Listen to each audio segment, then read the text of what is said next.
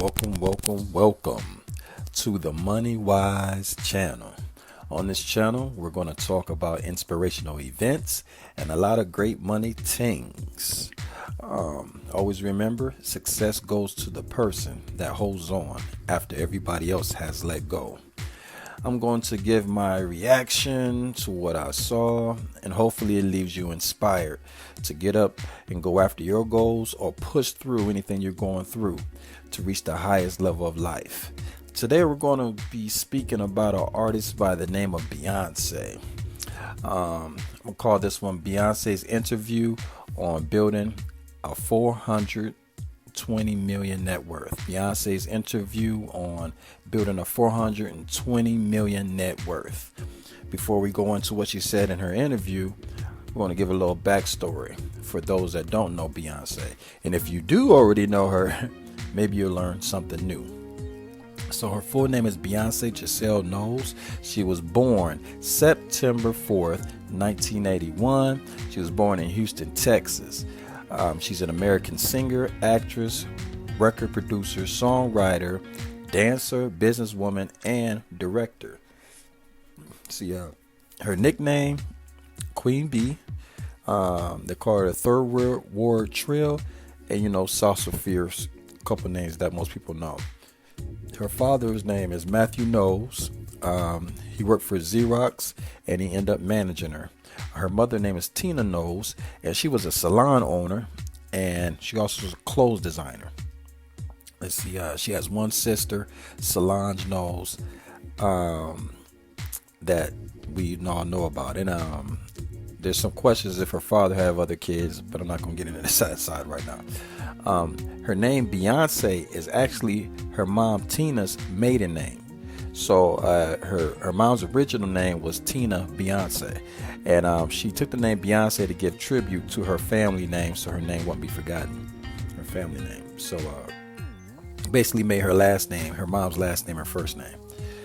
So she's a descendant of Acadian leader named Joseph Broussourt over New Brunswick, Prince Edward Islands. That's the Nova Scotia area.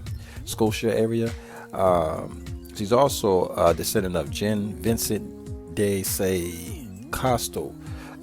He was like a French military chief for the Acadian army military. So she has a lot of people on the French side that she's actually related to. So you can Google all that. Like, she has a pretty strong bloodline when you start getting into who Beyonce is actually connected to.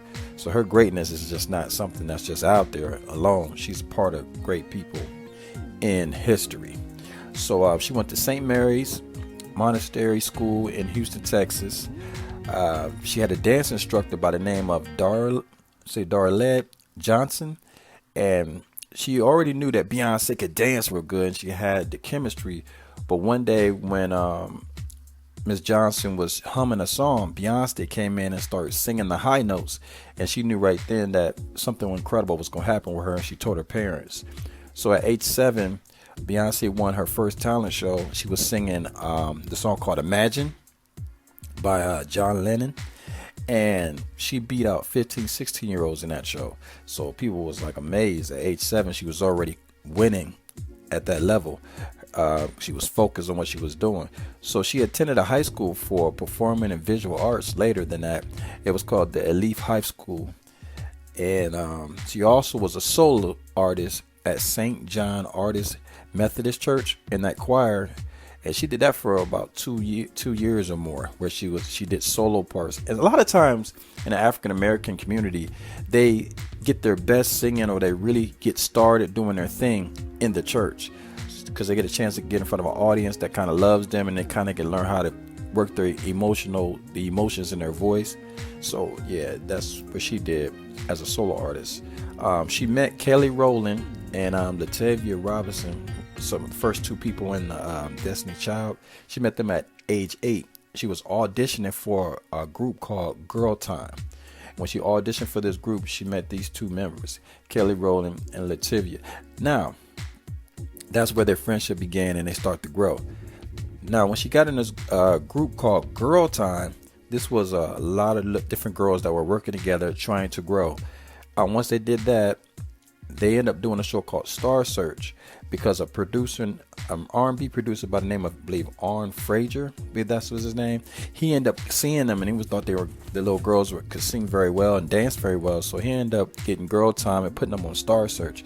Now they went on Star Search, and they ended up losing. And that's just part of the game when you're trying to grow and do something. It takes time. So she went on there. It didn't go very well. She ended up losing. Beyonce later was quoted saying that the song they did wasn't that good. But this is the thing. It's about experience and always pushing forward. So she was hurt, they lost, but they pushed forward. It was about 1995 that her dad decided he believed in Beyonce, and he didn't think nobody was pushing her with the energy that he felt that she needed.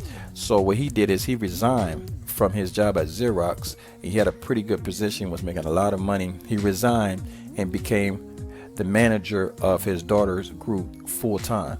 Now, let's be clear, her mother, Tina, didn't like that. And when she seen he put his resignation in for Beyonce's career, it started to cause problems in the home because she didn't quite, I'm going to say she didn't believe in Beyonce, but she just wasn't feeling that. It was a problem there. So he just 100% just dedicated himself, Matthew just 100% dedicated himself to pushing her career. And what you got to know about life, you have to focus. You got to become obsessed with being great. You got to really push yourself to really get through the cut. So what Matthew ended up doing immediately, he looked at the group and he started to cut the original lineup. So a lot of girls he started getting rid of, and he made the group just a 4-girl group. He said, that's it. 4 is enough. And he took those 4 girls, and he started to audition them everywhere. He went to every label. He went everywhere he could, had them singing for everybody. So eventually they signed to Electric Records. They signed to them. It didn't quite work out, which was another bummer for them. And then they end up going to Atlanta Records. So they go to Atlanta Records from Elektra, and they go over there, and they're there for a while trying to work on some records, and then they end up getting cut again. So you can see the pain here. She loses Star Search. Father arguing with her mother. He jumped behind her because he see how sad she is. He comes up with a new lineup. He's spending money, running them everywhere, trying to get auditioning, because you have to fly different places to see different. There was no major labels like that in Houston, Texas. So he would have to fly everywhere to Houston and New York to do this. Go up there, and then finally get signed to Elektra. Then it doesn't work. Go to Atlanta Records. Then they get cut again, dropped again. That can be hurtful. But you got to stay obsessed with it. You got to continue to push through.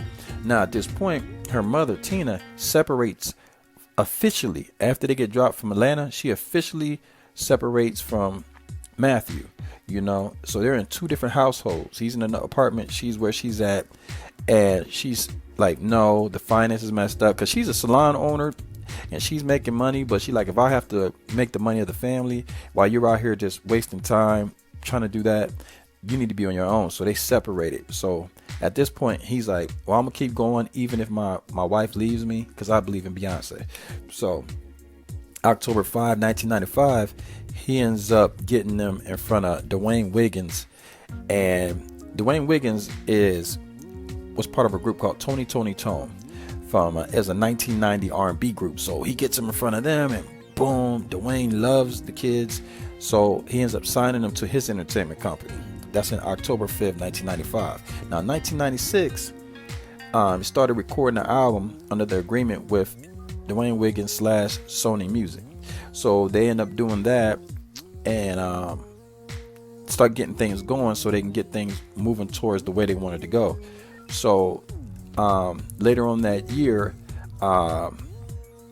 they end up closing a full major deal with Columbia Records. And once they closed the deal with Columbia Records, and this was a great moment. This was great. They were happy. Beyonce and all the kids were happy. They signed with Columbia Records. They did the deal. As soon as they closed it, and Columbia actually cut the check, and they got the check, Tina Knowles came back to Matthew. She came back, and they were back together. So, it just made her feel, I guess, better to know that the money was there. So once the money was there, she came back, and they moved together like a family. So, you have to look at that how some people would say that's crazy. She wasn't there. How could she be gone? Some people could say, hey, she needed her money. I don't have a judgment either way, but she wasn't there when things weren't going well. When things got better, the money came back, she came back. To each his own. I have no judgment either way. Now, in 1996, he ended up changing the girl's name from Girl Time to Destiny Child, and they based it on the Bible, the book in the Bible called Isaiah.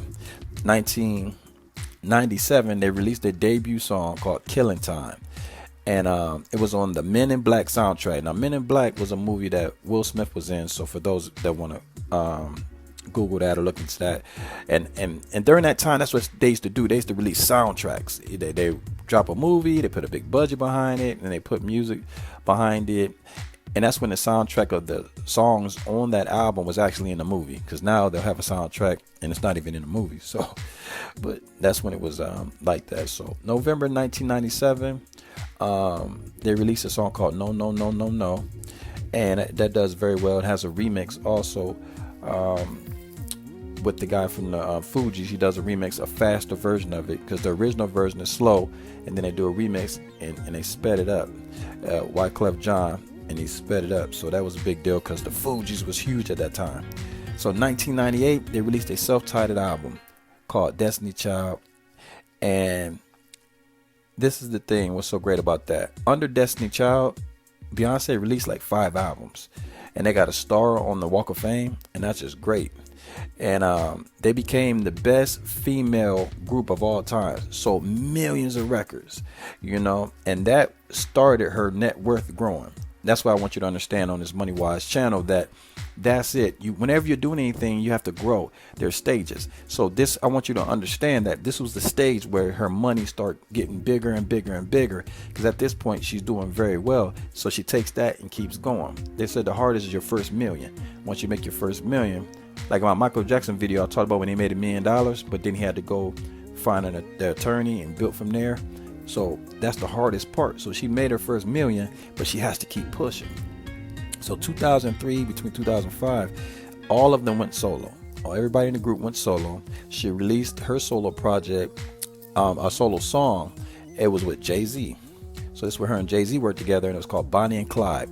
October 2002, it peaked at number 4 on the Billboard 100 charts. This is her first single by herself, without the group. She with Jay-Z, and she hit number 4 on the Billboard 100 charts. June 24th, 2003, she dropped Dangerously in Love. When she dropped Dangerously in Love, she sold 317,000 copies the first week.